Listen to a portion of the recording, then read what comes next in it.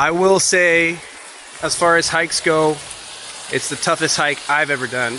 Like some parts, as you saw, where the snow is, you really don't know if you're gonna make it up or if you're just gonna slide to your death.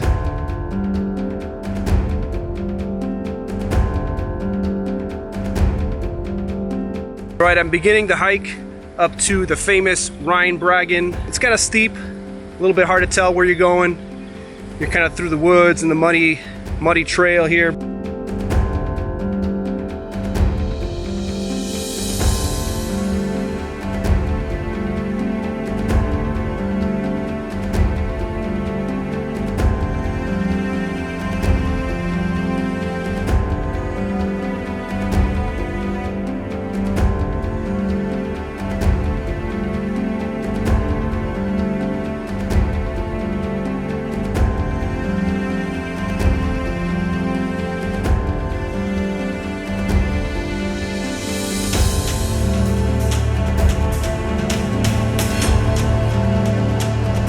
Almost looks like, how the fuck did I just climb that shit?